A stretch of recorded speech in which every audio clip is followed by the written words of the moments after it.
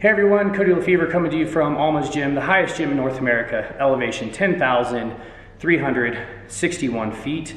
Here in Alma, Colorado, I've been training every single day without rest days for now just having completed the 1,714th workout without a rest day. This video deals specifically with that matter of not taking rest days. It's a response video to Dr. Mike Israetel of Renaissance Periodization. He had a recent video titled, I believe, Do You Really Need Rest Days? So first I want to give Mike some credit for pointing out very important things regarding recovery, nutrition, hydration, sleep, de-stressing, and those are things I've been preaching on for the last 5-ish years as I've been training without rest days. And he got a lot right in that video on the subject of recovery. However, parallel to those truly important things, he also put in the need for a rest day. And he said the all too common platitude that muscles don't grow inside the gym. Well, that is just simply false, and he contradicts that platitude and therefore himself in that very same video. So the concept that muscles don't grow inside the gym is false, and everybody recognizes it as false because most people train with a split so that their muscles can recover as they continue to train. So maybe this is just a common phrase that's in Dr. Mike's vernacular, and he just squeezed it into there because it sounds good. It's something that he's used to saying perhaps, or it's something that he's heard said a lot and just agrees with that without putting any kind of critical thinking into the phrase. But I'm here to tell you that muscles do grow inside the gym, and muscles do grow while you are training, and you also don't need rest days, or that is complete days of inactivity. You don't need those things to grow your muscles or even improve your strength for that matter. So on the topic of rest days being important, he points out these three different things. There's local fatigue, there's systematic fatigue, and then there's also psychological fatigue. So the topic of local fatigue is very important. That matter is addressed in most training programs. Whether you're following a body part split or push-pull legs or an upper-lower split, or you're in a strength training program that divides your competition lifts appropriately, most of the time you're going to be undulating through volume and intensity or through different variations so that some muscles are recovering while you're continuing to train. Many people who take strength training seriously are training 4 or 5 days in a row. So if the platitude that muscles don't grow inside the gym were to be true, then the most effective strength training programs and muscle building programs would have you resting a day or two after each training session. That's simply not the case overwhelmingly. Most people are training for at least 3 days a week. That's the common minimum for strength training, for bodybuilding training, 3 days a week. So with less frequent training, you do need to go more intense. Your level of intensity needs to be really high. The more often you train, or the less often you train, and the more often you train rather, the lower some of these other variables need to be, including intensity and volume and your effort. So in the video, Dr. Mike uses the phrase psychotically hard. But to think about it another way, you're preparing your body and mind to go psychotically hard that next week. You be training psychotically hard in the gym to get optimal results. And that's something that I just fundamentally disagree with. I don't know what his definition of psychotically hard is. He didn't provide it in the video, but I'm going to assume here that he means pushing near to and perhaps even beyond failure. So what is failure? That's the thing, many people have a variety of definitions on. So whether that's technical failure, concentric failure, eccentric failure, or total muscular failure through the assistance of a training partner helping you just get more reps with a weight that you are too fatigued to even continue lifting. So if I'm correct here, and I might be making a false assumption here, is that Dr. Mike trains to technical failure. And that's something that I agree with, I'm on board with, and that's what I consider the safest point for high intensity training. And so, like most people, I use a reps in reserve system to measure effort in the gym. So if I could have done not another rep, that's a hard set. If I could do another rep, that's a moderate set. If I could do 2 or more reps, that was an easy set. So that's a simplified reps in reserve system that I've been using through this entire no rest days streak that I'm on for now almost 5 years. So rest days are simply another variable when it comes to somebody's training plan. This overarching concept of training that people will implement and practice day in, day out to execute the training plan. So what I'm seeing more often though, not just in this video I'm making a response to, but in other videos, is that people are mostly focusing on the nuance. They are majoring in the minors. That's one way to think of it. Another phrase is they're not seeing the forest for the trees. And so they're focusing so small on these minuscule details that they think that optimizing just every exercise, every set, every rep, this optimization of the micro is going to result in the optimization of the macro. And that's not always the case. And the reason why I say that is because before I was taking rest days, I would train psychotically hard many times. So when I'm training psychotically hard, pushing the effort to the point of failure, and sometimes even beyond that, I'm then at the time was opening myself to the risk of injury, whether that's a catastrophic injury like a torn muscle. I've had some of those. Whether that's just overuse injury where you're getting a tendonitis issue in the elbows or something. I've had lots of that. Training psychotically hard, as Dr. Mike advocates in this video, is such a prime example of majoring in the minors that you completely lose concept of what's the goal way out there, months, perhaps years down the road. You've got to make it there to achieve the goal. But if you're pushing psychotically hard, you're increasing your chance of injury every single time that you push yourself psychotically hard. So in the video, Dr. Mike says, you should be training 4 to 6 days a week with 1 rest day, sometimes training 2 times a day, as long as you take that 1 rest day. This just rationally is not consistent with the concept of just training 7 days in a row, not psychotically hard, and not training twice a day. So if a person is training 6 days a week and they have 2 or 3 two-a-days, they are already having more than 7 training sessions in 1 calendar week. And ultimately, if they're training psychotically hard, as Dr. Mike advocated, they're incurring so much more systemic and local fatigue. The other fatigue that he talks about would be psychological fatigue. And I can understand if you are going into the gym and you're stressed out about having to max out and maybe face a potential injury, that could be very daunting psychologically. And if that's the case, then perhaps that person should change the way that they train, or maybe they should have a better perspective on what training actually is, and I'll talk about that next. Or maybe they should just not train at all. If lifting weights is so psychologically fatiguing to you, then maybe lifting weights isn't for you. And that's fine. You can find a different hobby and enjoy that pleasure, because ultimately that's what lifting weights is. It's a pleasure.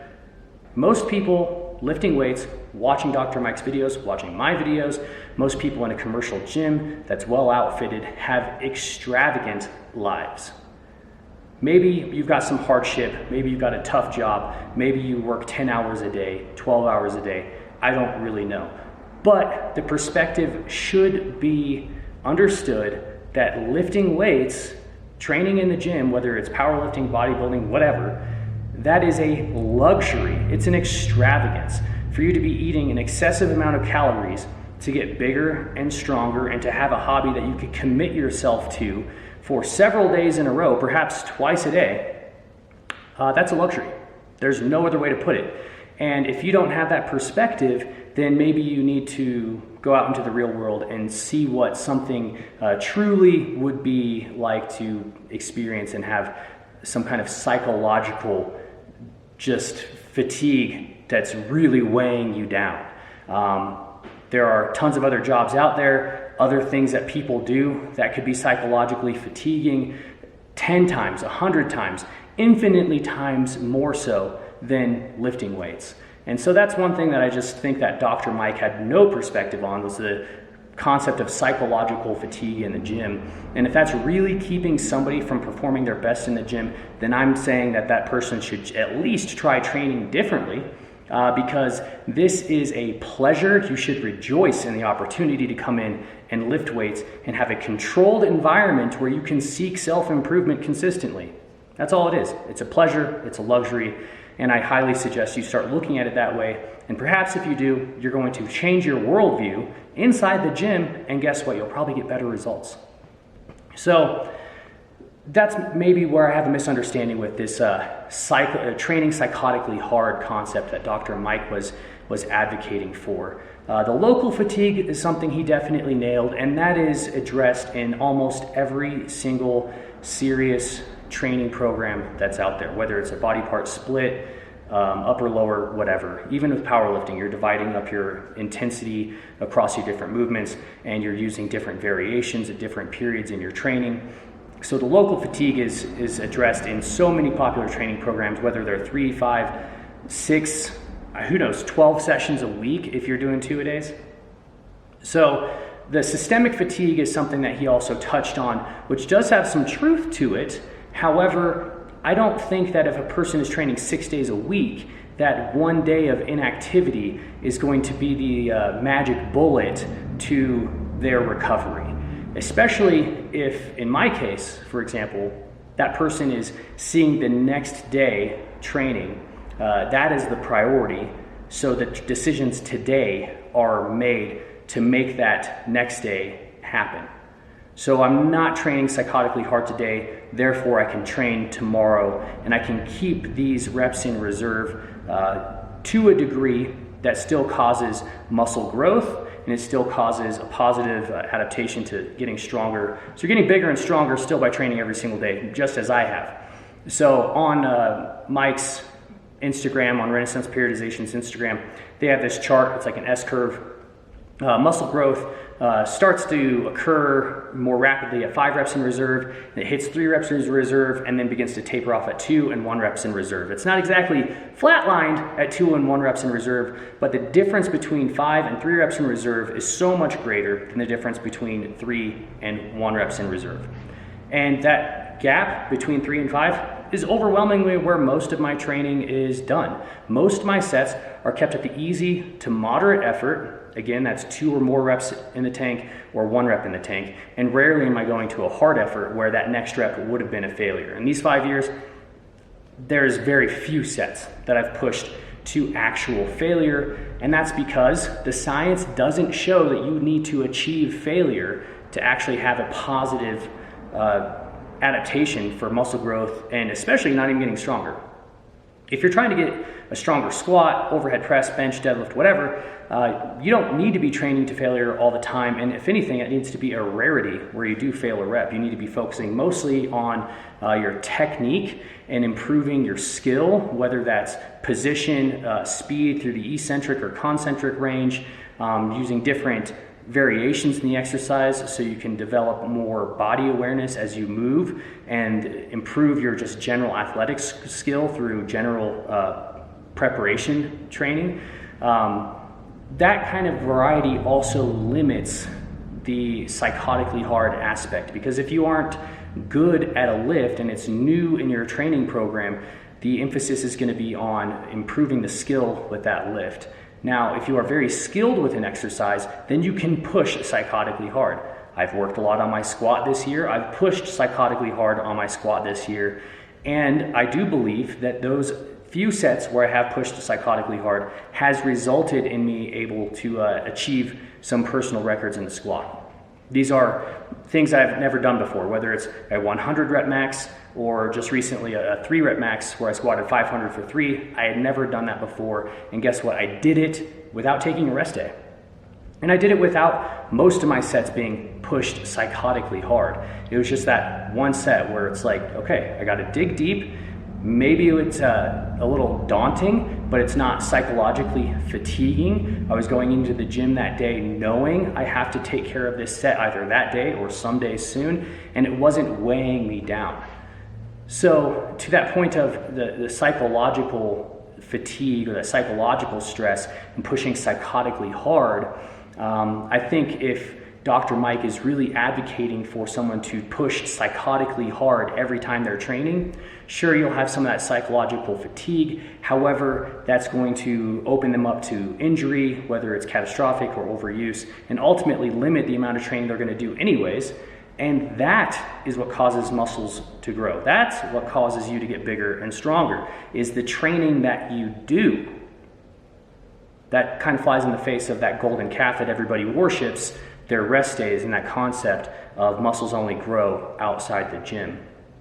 Because really, if muscles only grow outside the gym, then you could do very little and see positive results so long as you're not stressing yourself and you're having days of inactivity between workouts. And that is just simply not true. So I do want to touch on a few things that he does also nail before I end this video. You know, he focuses a lot on nutrition, not dialing down your calories before or during your rest day. So before I was taking rest days, I would do that. When I was taking rest days, like, oh, I'm not working out today, I don't need to eat as much. I had the completely wrong understanding of the importance of nutrition even on rest days.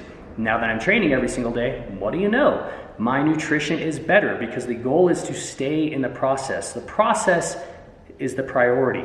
I know that through a long period of training, if I'm consistent with my efforts, consistent with the training itself, if I am patient over time, that patience, effort, and consistency will produce the results that I want. And rest days previously have been a roadblock to my consistency because I would push psychotically hard or I would just not eat enough food. So big props to Dr. Mike for saying, hey, you should eat your normal amount of food even on rest days. You know, he did, talk about the importance of doing relaxing stuff. He talked about, not adding more things to recover. So if you're already training 6 days a week and you're adding in all this additional stuff trying to recover better, that's probably not a good idea. So maybe you can replace some lighter training sessions to build your work capacity and ultimately improve your recovery as you continue to just do more. So more activities, more training sessions, just more general physicality is going to increase your work capacity, which is the baseline of your recovery. So if you're doing very little activity outside of the gym, your work capacity is going to be very little. I discovered this when I moved up here, began shoveling snow a whole ton, my work capacity increased, and then my gym workouts became so much easier because what do you know? Some days I got to shovel snow for hours. But now I'm training every single day. My work capacity has continued to gradually scale up. My recovery has continued to improve and remain stable. And just by having these different variables that I can fine tune, I'm able to recover without training without rest days. So it's just volume, intensity, your rest periods between sets, your variations in exercises, there's a number of different variables on this training equalizer that you can fine tune to dial in your training, and that's what you should probably do. So to wrap this up, I'm not advocating rest days because I think I'm some hardcore guy and I'll rest when I'm dead. That's not it at all. I'm advocating not taking rest days, at least for me, and perhaps for others if they think that they would do well with this, because it helps me govern my training better. I've gotten bigger and stronger without taking rest days. I've hit lifetime PRs without taking rest days. I've had clients do the same. By taking rest days, I was actually hindering myself from making progress because I was prioritizing the rest day as the primary form of recovery, and that is the completely wrong way to look at recovery. You need to be doing something, not sitting on the couch to recover properly. You need to be eating enough. You need to be staying hydrated. You need to be prioritizing your sleep. You need to be prioritizing de-stressing activities so that you can train more frequently, not saying, oh, well, tomorrow I'll just sit on the couch all day and play video games and that's enough recovery for me. That is not the proper way to recover. And I'm not saying that training without rest days is some hardcore mindset. It's the complete opposite.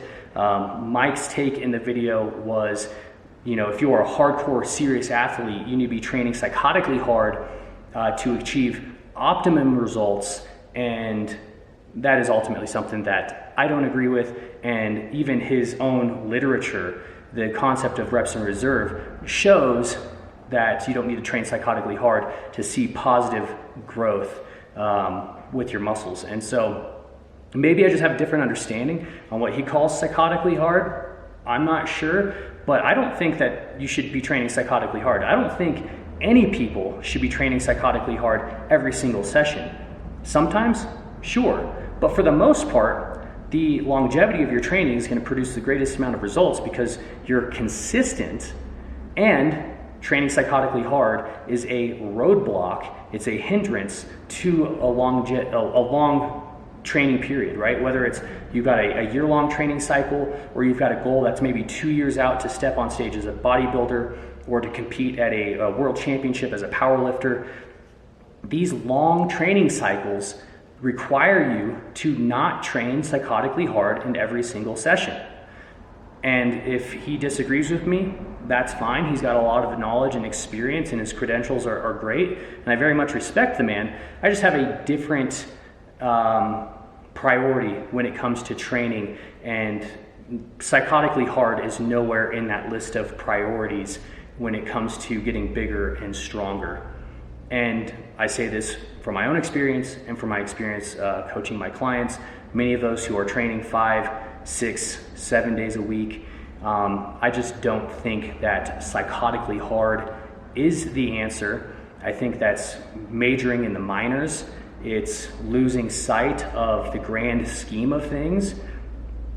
You cannot optimize the minimum and absolutely crush yourself in the process and expect you to continue going day in, day out for years. So without rest days, that's exactly what I've managed to do. I'm at over 1,700 training sessions without a rest day. I've gotten bigger than I've ever been before. I've gotten stronger than I've ever been before. And I'm having fewer injuries because the next day's training is the goal. So this isn't a hardcore mindset. This is, if anything, a properly governed, well-regulated mindset where it comes to seeing the training as something to be enjoyed, something to rejoice in, to just take absolute pleasure that I have this opportunity to be in the gym so frequently and just take full advantage of that in a way that fulfills me, in a way that allows me to keep doing it every single day. Because the worst thing that I could do would be to go psychotically hard, hurt myself, and no longer be able to do what I truly enjoy. So that's my response video to Dr. Mike. For all the credentials and experience and knowledge that the guy has, this was just a insanely bad take. And there's a lot of stuff I do agree with him on. I'm not throwing him under the bus entirely. Maybe just this one idea is getting thrown under the bus. So let me know what you think about my response in the comments boxes below. Perhaps you want to try training without rest days. I'll put some content, blog posts and stuff in the description box. Maybe you agree with Dr. Mike and you think I'm a total idiot. Whatever, you can comment on that in the boxes below. So I hope you found my take insightful. I hope you found my response video to provide some information, perhaps a different perspective on training. Maybe something will benefit your training from this video. And if not, I'm sorry for wasting your time. So thanks for watching the video. not very active on YouTube anymore, but you can follow me on Instagram at The Fever Fever. Here, the gym is at North America's Highest Gym on Instagram. And yeah, just gonna keep training every day, getting bigger and stronger, and enjoying the process as much as I can as I do it. And yeah, I appreciate all your encouragement and support. I'm gonna go outside and shovel some snow.